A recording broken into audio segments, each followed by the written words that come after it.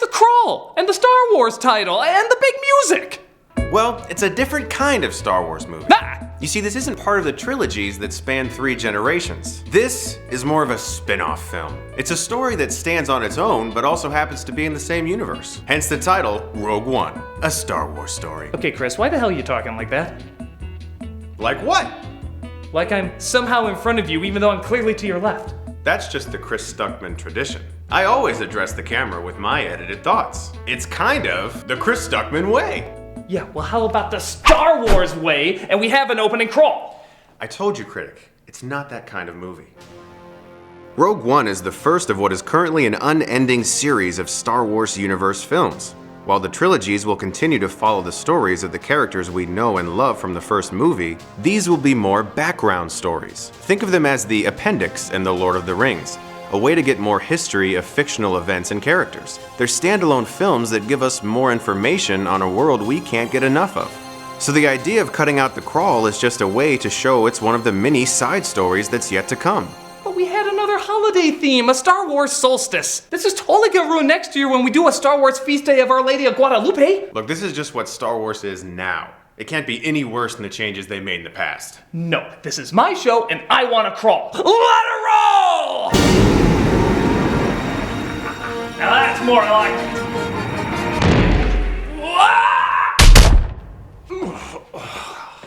Hey, what's the holdup? I'm sorry, we're only making letters float through space. If you could think of a better way to make letters float through space, then I'd like to see it. Gah! Well, I guess we're stuck here for a bit. Hey, look! I'm a kitty cat! While we're waiting for the crawl to get fixed, I guess we should go ahead and start the review. You got it! Stop that! This is Rogue One. Oh! Sir, why'd we park so far away? So a young brunette girl with a British accent is separated from her family and she spends most of her life with no direction trying to cope with that tragic day. Actually, that was Rey's character from Force Awakens. Oh yeah, duh, how'd I get those two mixed up? So a young brunette girl with a British accent is separated from her family and she spends most of her life with no direction trying to cope with that tragic day. Not that Star Wars doesn't have a lot of repeat, but don't you think that's a little cut and paste? Oh, I'm sorry. I guess the young American guys didn't get enough attention. Okay. Fair enough. After cheerfully accompanying the Rebel Alliance, Jyn is taken to their headquarters where one of the rebels named Cassian reveals that her father, Galen, is the architect of a new weapon called the Death Star. The man who raised you named Saw. His name is Saw. Trust me, I forget all these names once the movie is over. Ah. Has secret information from your father. We're hoping you can infiltrate him to figure out what it is. Well, I don't want to, but I guess I have no choice. Now, how long did it take to say all that? Less than a minute? I guess. So, why does it take us less than a minute and the movie 12 minutes to say the same thing? This movie goes beyond taking its time. It stretches out so much info for a story that we already kinda have figured out. It's like watching it in slow-mo, yet they somehow talk in normal speech. Some of it doesn't even add up. Like when this pilot named Rook wants to defect for the rebellion, yet Saw doesn't trust him. So they hook him up to a lie detector squid. The squid can sense your feelings, your lies, your inner thoughts. Okay. How does he do that? I don't know. Where did you find him? I don't know. Why does he want to help you out? I don't know. What do you do if I'm lying or not lying? I don't know. What do you know? I really like tentacle hentai. Oh, that's gross. Lies! It also doesn't help that this movie jumps all over the place. It seems like every other minute it cuts to a new planet or solar system. I'm taking you to Rebel headquarters. I'm taking you to find Saw. I'm taking you to the Death Star. I'm taking you out to lunch. I completely forgot why we came here. That's right, lunch. It's like they're trying to make a simple story seem bigger by constantly trying to seem angry and busy. Ah, the George Costanza method. Basically.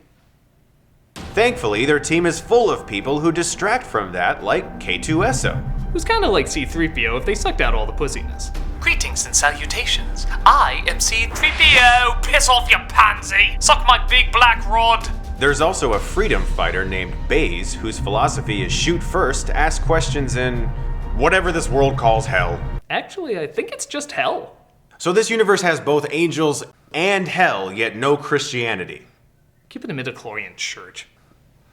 And then, of course, there's the blind warrior named... I'm just calling him Toph. But the downside is, while many of them are entertaining, we don't really know that much about them. We have no idea how these two know each other, why the pilot Rook defected, or why the hell Squidward was in this movie. Dude, you gotta let that go. No! What was that? Why was that in the movie? Stop putting scenes with tentacles in your movies. They don't work! It might be a good thing not knowing their stories, though, as when you do, it almost makes us less interested in them somehow. I'm kind of angry with you. I'm kind of angry with you. I thought you were my kind of father. I thought I kind of raised you. I thought we had a kind of connection. Kind of. Kind of. Kind of. Wow, we went over everything and I feel like no attachment. Yeah, I'm not gonna miss you when you die. Speaking of which, That blast, by the way, was a test by the Death Star done by General Krennic and Grand Moff Tarkin. Wait a minute, how'd they do that if Peter Cushing is dead? Oh no, not! That's right, digital Talkin' Tarkin, available now from Hasbro for only $14.95. Void where prohibited. Oh god! It's like Jeff Bridges from Tron Legacy mixed with Jim Carrey from A Christmas Carol. Well, it's actually not that bad. Sometimes. The CG is very impressive. It always looks like somebody's really there, but the uncanny valley distracts from ever fully accepting it. Sometimes he looks convincing, but the rest of the time you'd swear they put the fake lips of John Lennon from Forrest Gump on there. Make it so they have nothing left on that planet. No possessions, no religion. It's easy if you try, Dick. Dismissed. Oh, good. At least the scene is over. Oh, and don't forget, we have like 5 more meetings in the next 24 hours. That's the other thing. He's in this film a lot. It kind of makes you wonder why they didn't just replace him with Darth Vader, who's only given less than 10 minutes in the movie. He's one of the most famous villains who always wears a mask. Why not use this guy as much as possible? Well, to be fair, it might be because James Earl Jones's voice is sounding a little tired after doing it all these years. Oh my god, are they still making these? Okay, where's the script? How many lines do I have? What? This it? Oh Christ, I was in the sand a lot longer. What am I, literally just taking a bath while I'm off screen? Okay. Look here, General Krennic. Krennic? What the hell kind of name is that? It's like in one ear and out the other. Forgotten. I forgot I even said it. Oh, fuck it. Just don't have me scream no, and we'll be good. I don't care if he sounds old. He's Darth Vader. We deserve more of him. Remember when this guy directed Aaron Taylor Johnson, also starring Godzilla? Oh, that Godzilla movie that had almost no Godzilla. Right. Yeah, but to be fair, that movie had such bland main characters that just weren't that interesting and you couldn't get sucked into. You see where I'm going with this? Yeah. Well, the side characters work well enough. Our main leads are mostly pretty flat. It's almost like they were given direction to not be awful, but not be interesting either. How do you know your father's not the enemy? I saw his message. He's on our side. Is that so? Yes! I mean, yes. In a totally passable yet unexceptional way. I am passionate about this, but not too passionate, in case we're all to die at the end. Right. So that people don't get too depressed, we can still market this as a deep yet enjoyable adventure. Oh, did I mention we have toys? Okay! Okay.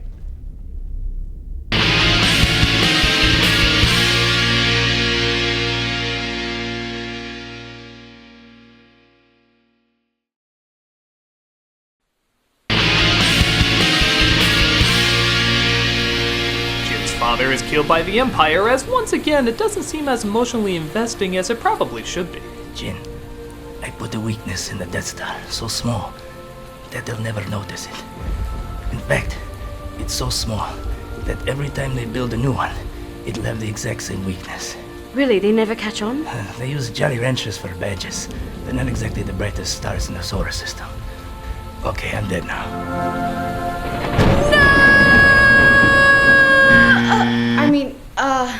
No, Father, whatever.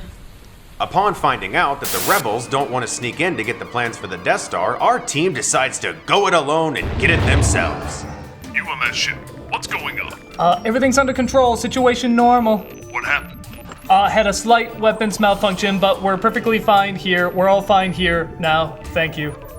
How are you? What's your ship name? It better sound poetic and look good on a poster. Our name? Just think of something, hurry!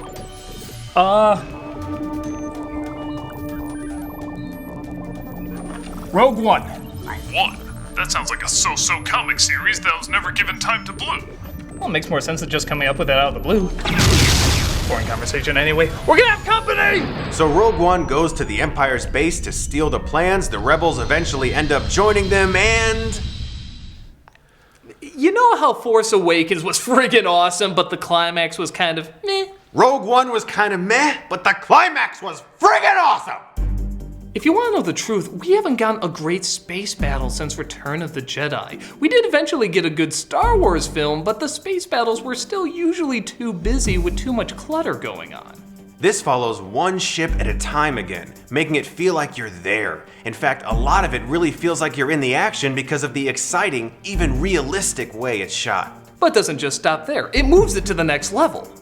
You know how in Return of the Jedi they smash a Star Destroyer, which by the way, never destroys any stars? Ironic because they have a weapon that destroys planets. In fact, doesn't Death Star and Star Destroyer kind of mean like the same thing? Anyway, you remember how it smashed into the Death Star in a giant blaze? Well, in this one, a ship pushes in just the right place, crashes into another Star Destroyer, which crashes into the shield blocking the planet, and just before another one shows up, crashing into a dozen other ships! It's amazing! This does still raise the question, though. If Vader is in this movie, why isn't he down there on that beach kicking ass? Hello?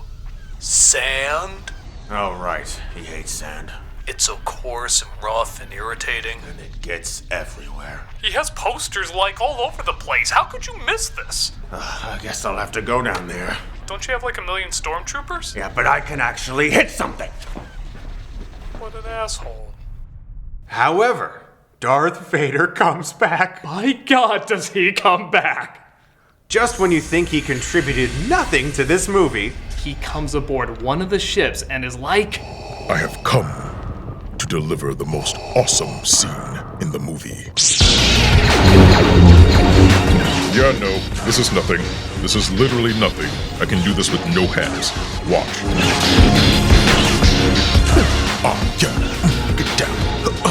Wow, yeah. My saber is also great at making people shorter. And you belong on the ceiling. Check it out. I'm not even looking at you. That's how easy this is. I'm so cool. Huh, look at his punk ass. Looks like Rebel Kool-Aid. Oh, that's right, bitches. I'm stopping that with my hand. With my goddamn hand. But you know what they say. What goes in must come out. Out my ass. Okay, here we go, everybody. I am fucking amazing. Oh, what you gonna do? Shit's getting hot in here, huh? Oh, okay, yeah, we're gonna duke it out. You're a tough guy, huh? Oh, I'm so scared. Darth Vader's gonna die from your pussy fists. You're gonna save the galaxy with those hands, right? Oh, wait, I forgot I can choke a bitch.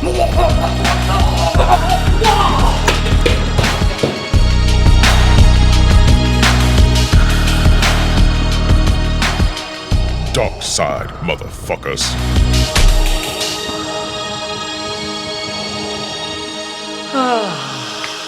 So, yeah, that was the greatest Darth Vader scene in all movie history.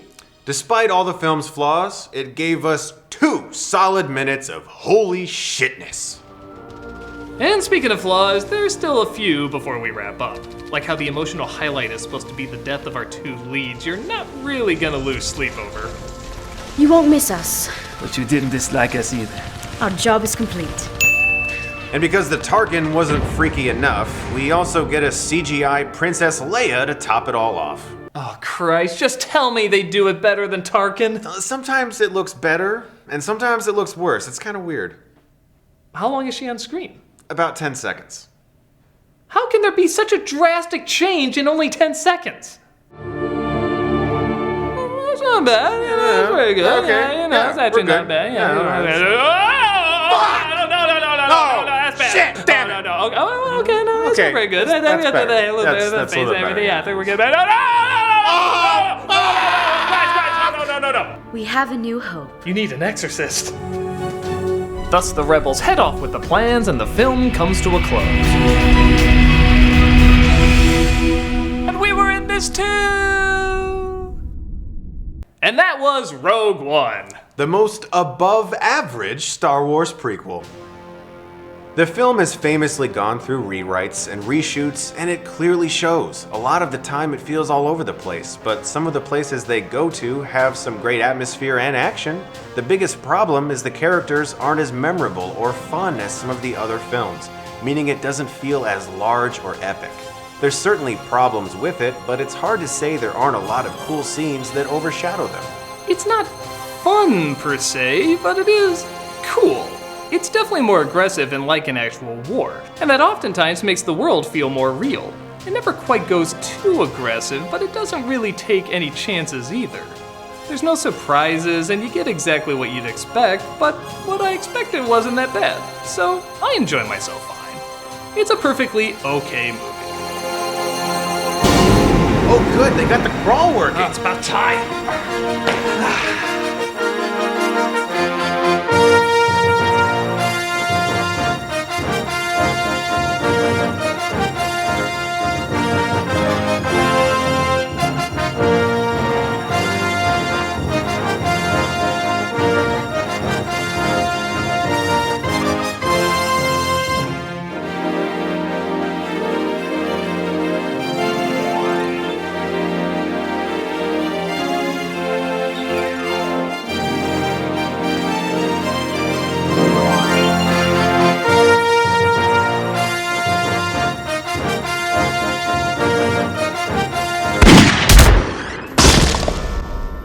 You know, it does raise a good question.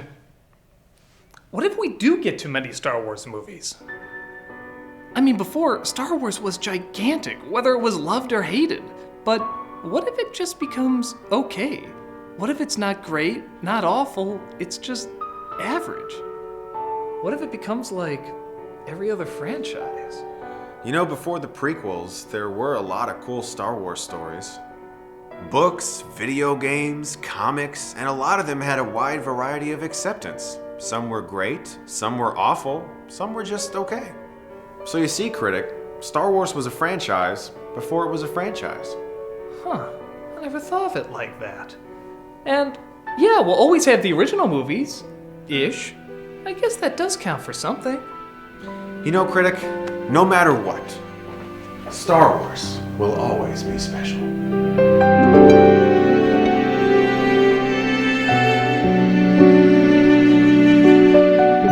But will we ever get a Darth Vader scene as cool as the one in this movie? Look, Darth Vader's one of the best villains of all time. They could do anything with him. Who knows what's on the horizon that is Star Wars. Like what? Oh, okay, I felt like we were at a good spot there. It was a good spot to stop. Really? I wasn't feeling that. I wasn't Okay, feeling you that weren't at feeling all. that, No, okay. Like what? Like what? They could CG a cartoon face on B. Arthur. Wow, that'd be amazing. Yeah, okay, we'll stop. More. Okay, I really need an out. I need an out. Yeah, I can fly too, bitches. I'm amazing! I'm Chris Stuckmann, and I can breathe in space for some reason.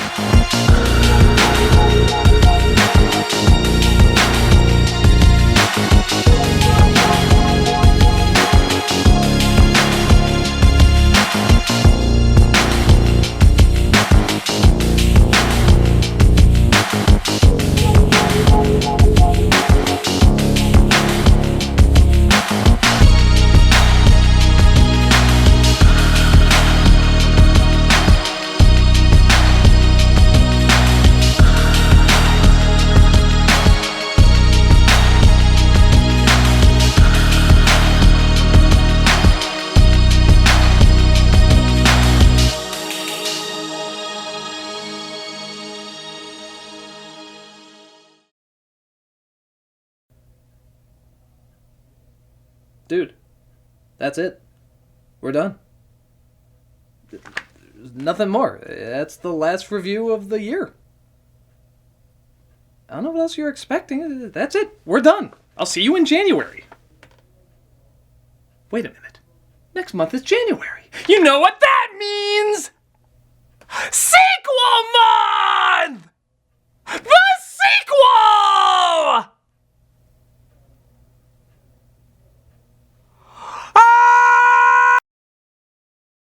Dark side, motherfuckers.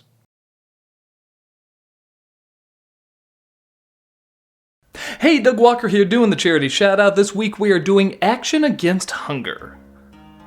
This is an international relief and development organization committed to saving the lives of malnourished children and families while providing sustainable access to safe water and long-term solutions to hunger. Recognized as a world leader in the fight against hunger, they have pursued its vision of a world without hunger for nearly 3 decades. Combating hunger in emergency situations of conflict, natural disaster, and chronic food insecurity.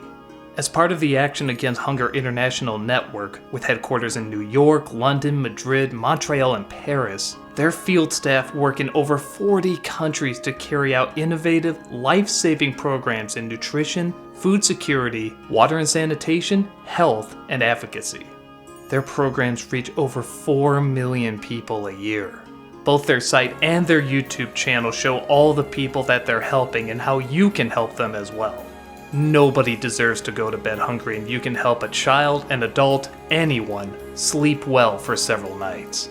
So please, click on the link, hear these stories, watch their videos, and find out how you can make a huge difference.